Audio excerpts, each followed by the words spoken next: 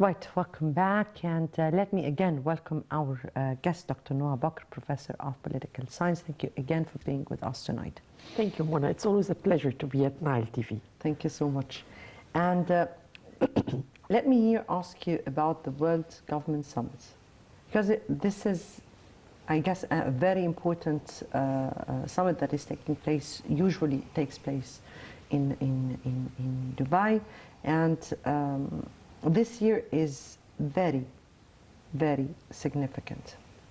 Thank you, Mona. As you kindly mentioned, that since 2013, annually it has been being held. And it mainly focuses on government to agencies and UN agencies like ILO, WHO, World Trade Organization, the IMF, the World Bank, IFC. All these, they come together with the government, with also the private sector, to sit and talk about government policies and the way forward. So because we're saying the way forward, it's a futuristic approach. They look on how to make the world better, how to make the world more sustainable, how to get over the challenges. As you also mentioned, there are 20 presidents, and one of them is the guest of honor, President Sisi, who gave a very good interview. I have to say that I just couldn't switch off, you know. With Faris, yes, with Faris. And I have to say that the broadcaster was quite charming and also very, he was very much interested in the talk, which gave lots of, it made the talk very vivid. So in a nutshell, ministers meet ministers. The ministers of finance meet the IMF. Also ministers of youth meet ministers of youth on this summit. Ministers also yes. together, and the and there are bilateral meetings between governments, in addition also to meeting with the private sector. As we mentioned, it is a futuristic approach. So they look into the future, they look onto the challenges and how we can learn from each other. There are also awards. There are 7 awards given. And one of them is for ministers, for instance. This is one of the awards. We have the award for a World Data Visualization Prize. We have Global University Challenges Awards. So we have 7 different awards that are distributed in this summit. We also have museum. Every year there is a museum with a theme. So this year the theme is 2035, how will it look like? It's a very vivid, very energetic, full of meetings. One of the approaches held by the United Arab Emirates for governments to come together to exchange thoughts, exchange ideas. It talks about sustainable development. It talks about future of societies, healthcare, how good governance, resilience and economic resilience, which is very much needed after all what the world is going through, global cities and sustainability of global cities. And because it deals with global cities, the first question of Faris, the broadcaster, to our president, was about the new administrative capital, because this is also one of the themes of the summit. Indeed. This very particular interview will speak about, because there were a range of issues that were discussed in this interview. But here I really want to ask you about this year's summit, because this year's summit is very different, since we're speaking about a range of challenges that is not only facing this time the region, but also the whole world at large. How do you view the importance of this year? It comes after a pandemic that took 2 to 3 years. And after the pandemic, we went into the war of the Russian-Ukraine war, which had its implication globally.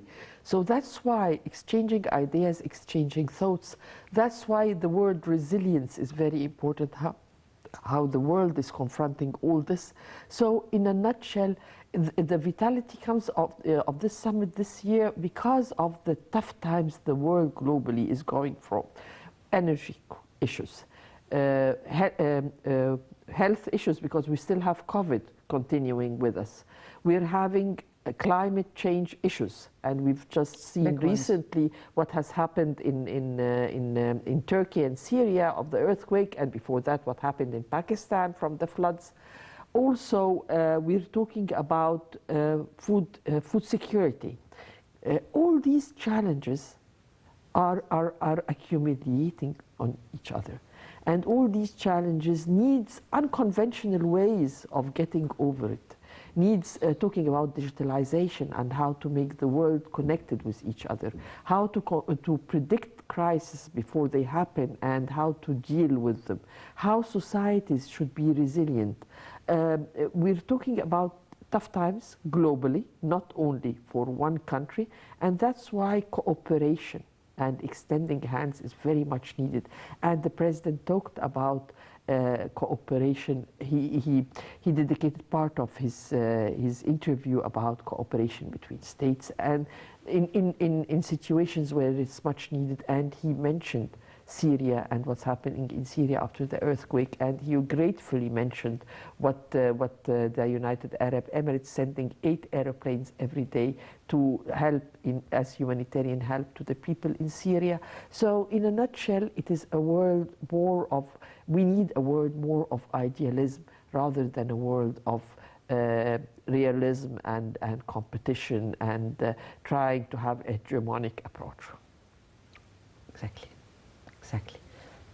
What you've just said is a very important point that needs to be focused on at this upcoming stage. If we speak about resilience, resilience is the word, because resilience is how we'll see our future, the future of generations to come, the future of our children, our future as well. So when we speak about shaping future governments, or how will governments be in or for this upcoming stage, then we have to speak about how turning crises into opportunities, because that is one of the issues that we have to focus on. And the president, during the interview and as he addressed the summit at the very beginning and as he held this important attended the important session of the startups, this roundtable that was held, also as he spoke with the IMF chief and resilience. Resilience and cooperation. If you're asking me what's the opportunity in this crisis, I would say that the world learned that without cooperation, it will not function.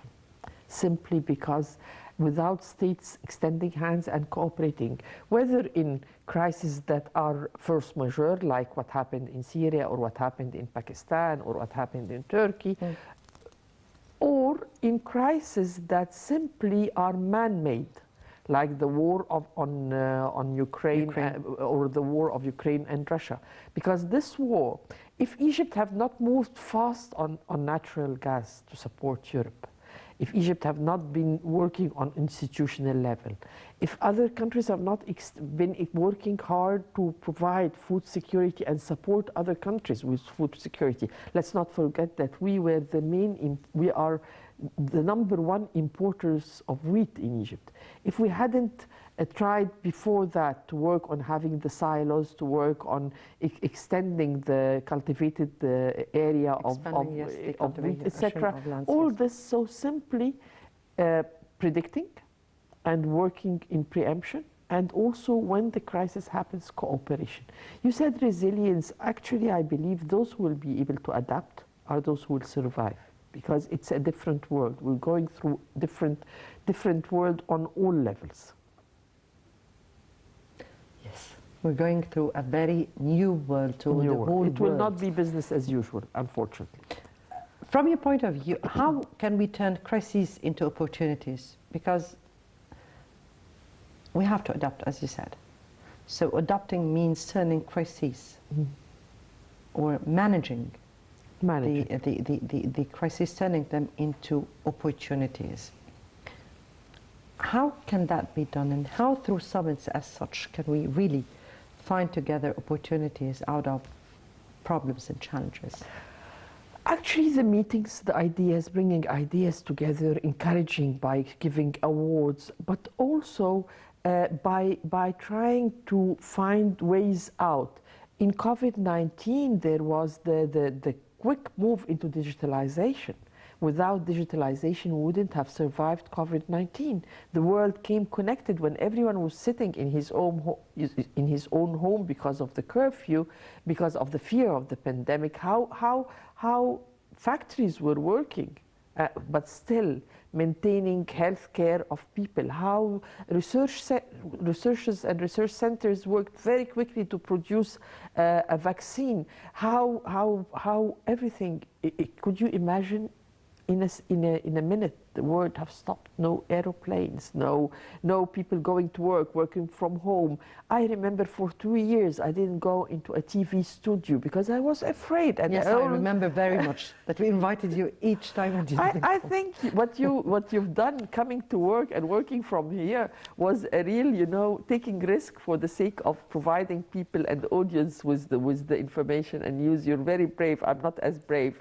But simply, we continued. And these are continuing lessons learned. We're learning lessons and we are exchanging from our experience, different states from their experiences. For instance, when it happened in Italy first and it was expanding, and China, we learned and we tried to avoid the mistakes that during COVID-19 that they went through.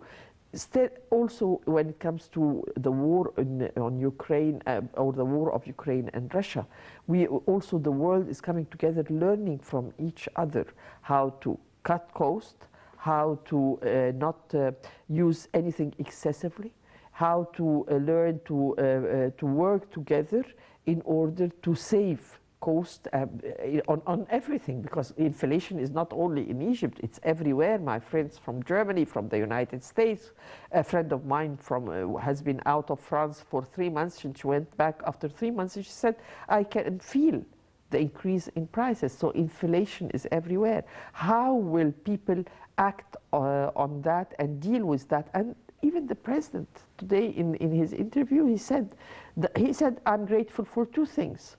The resilience of the Egyptians, their support in the tough times, and of course he praised the Gulf people for their support to Egypt after 2013. Actually, their continuous support, I have to say, and yes, very much indeed, very much indeed. Since we're speaking about the president, and we have to read, because the president today spoke about enormous issues and spoke about very important... He spoke from his heart. Indeed. It was very much from the heart. When he talked about how Egypt moved, he shared the experience and the challenges even Egypt have been going through and how we're moving forward. He shared how in 2011 we were in a state of chaos. Terrorism was on the...